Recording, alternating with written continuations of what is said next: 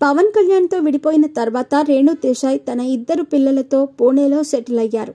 ఇండస్ట్రీకి దూరమైనప్పటికీ social media ద్వారా తన వ్యక్తిగత విషయాలను అభిమానులతో పంచుకుంటూనే ఉంటారు.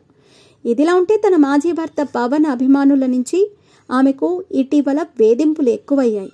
పవన్కు విడాకులిచ్చి తప్పు చేశారని ఓ నెటిజన్ కామెంట్ చేయగా, మా పవన్ అన్నయ్యలాగా గొప్ప మనసున్నవారని ఓ నెటిజన్ కామెంట్ చేశాడు. వీరిపై రేణు దేశాయ్ తీవ్ర ఆగ్రహం వ్యక్తం చేసింది. పవన్ను నేను వదిలేయలేదని, ఆయనే నన్ను వదిలేసి మరో అమ్మాయిని వివాహం చేసుకున్నారని చెబుతూ వారికి స్ట్రాంగ్ కౌంటర్ ఇచ్చింది.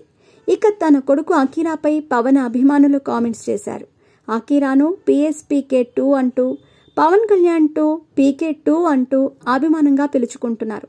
అంతేకాదు, తొందరగా హీరో అయిపో అన్నా అని ఒకరు, ఎడిటర్ అవ్వండి అంటూ మరొకరు కామెంట్స్ చేశారు.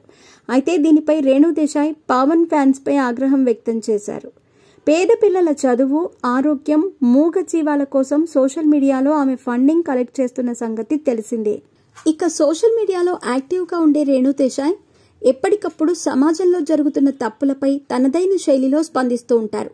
తాజాగా కోల్కతాలోని ఆర్జీకర్ మెడికల్ హాస్పిటల్లో ఓ ట్రైనీ డాక్టర్పై జరిగిన అఘాయిత్యం గురించి తన ఇన్స్టా వేదికగా రేణు దేశాయ్ స్పందించారు. అందులో భాగంగా డాక్టర్ కాజల్ సింగ్ అనే ఇన్స్టాగ్రామ్ ఐడి ద్వారా ఓ డాక్టర్ పెట్టిన పోస్ట్ను ట్యాగ్ చేస్తూ డ్యూటీలో ఉన్న వైద్యురాలపై దారుణంగా అత్యాచారం చేసి చిత్రహింసలు పెట్టి చంపారు, అయినా అది మనకు ఓకే కదా అని ఓ సంచలన కామెంట్స్ చేసింది. ఇదే సమయంలో ఆ డాక్టర్కి రేణు దేశాయ్ పలు ప్రశ్నలు అడగటం జరిగింది.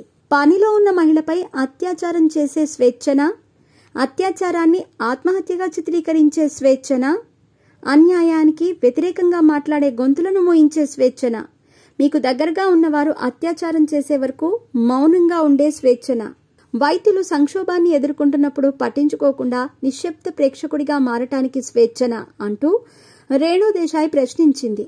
దీంతో చాలా మంది నెటిజన్లు ఆమెకు మద్దతుగా కామెంట్స్ చేస్తున్నారు.